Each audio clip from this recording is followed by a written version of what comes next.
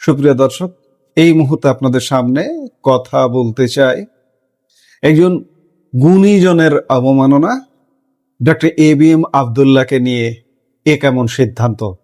একজন এবিএম আব্দুল্লাহ কে? তাকে নিয়ে তাকে এই বর্তমান বাংলাদেশের প্রশাসন ধারণ করতে পারেন না। এই এবিএম আব্দুল্লাহকে মাথার উপর রেখে বাংলাদেশের চিকিৎসা ব্যবস্থাকে কোথায় নিয়ে যাওয়া সম্ভব? প্রফেসর ডক্টর এবিএম আব্দুল্লাহর কথা, মেডিসিন ক্ষেত্রে বিশেষ করে আপনি যদি ভারতেও যান কোনো মেডিসিন বিশেষজ্ঞের কাছে চিকিৎসার জন্য, তার কথা বলেন যে বাংলাদেশে আপনাদের এবিএম আব্দুল্লাহ আছেন, কিংবা বাংলাদেশে একজন প্রাণগোপাল দত্তকে তো বর্তমান সময় দেশ থেকে বিদায় করে দিয়েছেন, তার কথাও, নাক কান গলার ক্ষেত্রে তার কথাও বলেন ভারতীয় ডাক্তাররাও। সেই ডাক্তার হচ্ছেন প্রফেসর ডক্টর এবিএম আব্দুল্লাহ কিংবা প্রাণগোপাল।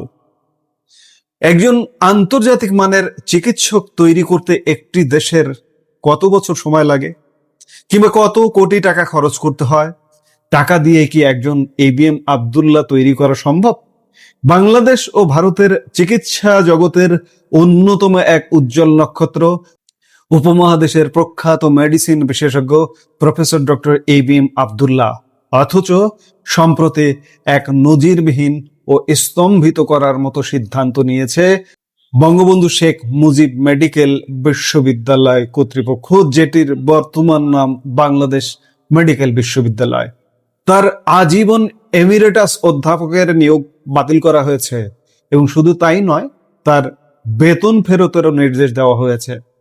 এটি স্বাধীন, সার্বভৌম, সভ্য দেশে গুণী মানুষের সাথে এমন আচরণ কি সত্যি মেনে নেওয়া যায়, নাকি রাজনৈতিক প্রতিহিংসার বলি হতে হলো দেশের চিকিৎসা খাতের এই অভিভাবককে? দর্শক, যারা চিকিৎসা বিজ্ঞানের সাথে জড়িত বা সাধারণ রোগী, তারা সবাই এক নামে চেনেন ডক্টর এবিএম আব্দুল্লাহকে। তিনি শুধু বাংলাদেশ নন, গোটা দক্ষিণ এশিয়ার চিকিৎসা অঙ্গনে এক গর্ব। তার লেখা মেডিসিন সংক্রান্ত বইগুলো বাংলাদেশ এবং ভারতের, বিশেষ করে পশ্চিমবঙ্গ ও ত্রিপুরার হাজার হাজার মেডিকেল শিক্ষার্থী ও চিকিৎসকদের কাছে মেডিসিনের বাইবেল হিসেবে পরিচিত। তিনি বছরের পর বছর লাখ লাখ রোগীকে সরাসরি সেবা দিয়েছেন। তার হাত ধরে তৈরি হয়েছে হাজারো দক্ষ চিকিৎসক, যারা আজ দুই দেশের চিকিৎসা ব্যবস্থাকে সচল রেখেছেন।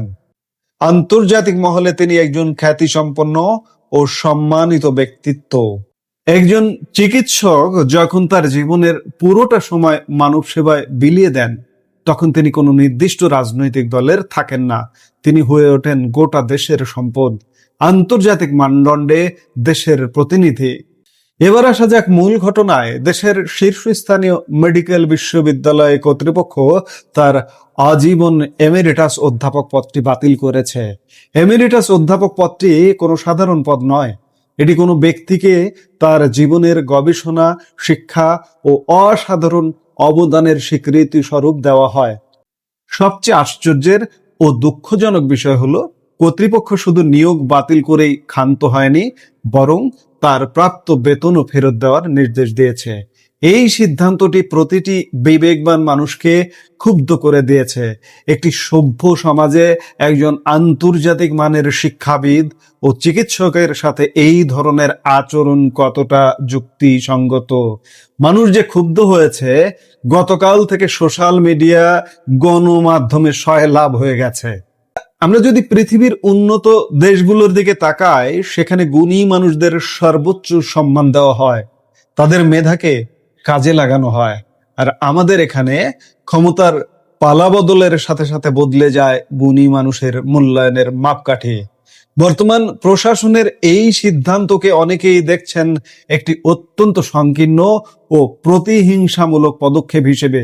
চিকিৎসা অঙ্গনে নোংরা রাজনীতির প্রবেশ নতুন কিছু নয়, কিন্তু যখন এটি একজন জাতীয় ও আন্তর্জাতিক স্তরের ব্যক্তিত্বকে স্পর্শ করে, তখন তা পুরো ব্যবস্থার অবক্ষয়কে স্পষ্ট করে তোলে। রাজনৈতিক প্রতিহিংসার বশবর্তী হয়ে যারা গুণীর কদর করতে জানেন না, তারা আসলে ব্যক্তি আব্দুল্লাহর কোনো ক্ষতি করছে না, তারা দেশের চিকিৎসা ব্যবস্থাকে এক মহা ধ্বংসের মুখে ঠেলে দিচ্ছে। এখানে একটি যৌক্তিক প্রশ্ন আসতেই পারে, বর্তমান প্রশাসনের কাছে কি প্রফেসর ডক্টর ABM আব্দুল্লাহর কোনো বিকল্প আছে? একজন ABM আব্দুল্লাহর সমকক্ষ কাউকে কি এই বিশ্ববিদ্যালয় কর্তৃপক্ষ বা প্রশাসন দেখাতে পারবে? একটি গাছকে উপড়ে ফেলা সহজ, কিন্তু সেই গাছের মতো ছায়া দিতে পারে এমন আরেকটি বিশাল মহিরুহ তৈরি করা কি এতই সহজ? উত্তরটা আমাদের সবার জানা, একেবারেই নয়। এই ধরনের সিদ্ধান্তের ফলে তরুণ চিকিৎসকদের মধ্যে দেশাত্মবোধ ও সেবার মানসিকতা মারাত্মকভাবে ক্ষতিগ্রস্ত হবে। তারা ভাববে আজীবন সততা ও যোগ্যতার সাথে সেবা দেওয়ার শেষ পরিণতি যদি এই হয়, তবে এই দেশে মেধার মূল্যায়ন কোথায়? প্রফেসর ডক্টর ABM আব্দুল্লাহর জীবন কত সাধারণ জীবন, কত পরিচ্ছন্ন জীবন, তার কথাবার্তা আচরণ। একজন সাধারণ মানুষের সাথেও তিনি যে আন্তরিকতা নিয়ে কথা বলেন, তার মানের একজন চিকিৎসক। আপনি চিন্তা করুন, তিনি যখন চেম্বার করতেন নিয়মিত 300 টাকা ভিজিটে চেম্বার করতেন, অথচ গ্রামে একটা সাধারণ MBBS ডাক্তার 500 টাকার নিচে কোনো ভিজিট নেই। তার মতো ডাক্তারের 2-2.5 হাজার টাকা ভিজিট হওয়া উচিত এই মুহূর্তের বাজারে, অথচ তিনি কত সাধারণ, হাসি মুখে স্বেচ্ছা সেবা দিয়েছেন, মানব সেবা দিয়েছেন, মানবতার সেবায় এক অনন্য মানুষ প্রফেসর ডক্টর ABM আব্দুল্লাহ। আজকে যে ঘটনাটি ঘটানো হয়েছে, এই ঘটনার প্রভাব কিন্তু শুধু একটি দেশেই সীমাবদ্ধ নয়। ভারত ও বাংলাদেশের চিকিৎসকদের মধ্যে যে পেশাদার আদান প্রদান এবং সম্মানবোধ রয়েছে, সেখানেও এটি একটি নেতিবাচক বার্তা পাঠায়। প্রফেসর ডক্টর ABM আব্দুল্লাহর বই পড়ে ভারতের বহু চিকিৎসক আজ রোগীদের চিকিৎসা করছেন। চিকিৎসা বিজ্ঞান কোনো রাজনৈতিক সীমানা চেনে না। যখন কোনো দেশ তার নিজস্ব সম্পদকে এভাবে অবমাননা করে, তখন আন্তর্জাতিক অঙ্গনে সেই দেশের শিক্ষা ব্যবস্থা ও প্রশাসনিক পরিপক্কতা নিয়ে প্রশ্ন ওঠে। চিকিৎসা ক্ষেত্রে যদি মেধার চেয়ে রাজনৈতিক পরিচয় বড় হয়ে দাঁড়ায়, তবে সাধারণ মানুষ উন্নত চিকিৎসা সেবা থেকে বঞ্চিত হবে আর দেশ মেধা শূন্যতার দিকে ধাবিত হবে।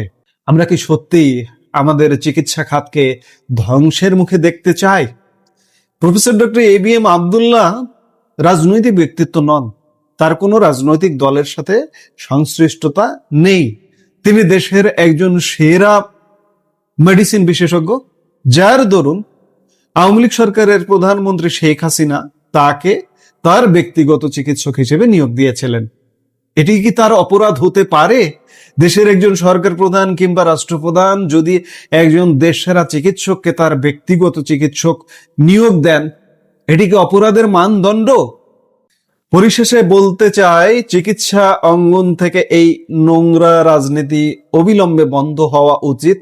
প্রফেসর ডক্টর ABM আব্দুল্লাহর মতো আন্তর্জাতিক খ্যাতি সম্পন্ন এই গুণী চিকিৎসকের প্রতি যে অন্যায় ও লজ্জাজনক আচরণ করা হয়েছে, তা কোনোভাবেই মেনে নেওয়া যায় না। বর্তমান প্রশাসনের উচিত অবিলম্বে এই সংকীর্ণ সিদ্ধান্ত প্রত্যাহার করা এবং তার সম্মান ফিরিয়ে দেওয়া। গুণীর সম্মান না দিলে সেই দেশে কখনোই গুণী জন্মায় না। যারা এই কাজটি করেছেন, তারা প্রফেসর ডক্টর ABM আব্দুল্লাহর একটা নখের সমান হবেন কিনা তাদের কেউ চেনে? এই মুহূর্তে বঙ্গবন্ধু মেডিকেল ইউনিভার্সিটি, বর্তমান যেটি বাংলাদেশ মেডিকেল বিশ্ববিদ্যালয়, ভিসি, সেই ভিসিকে কি কেউ চেনে? নাম বলুন তো। আমি তো নাম বলতে পারবো না এই মুহূর্তে না দেখে।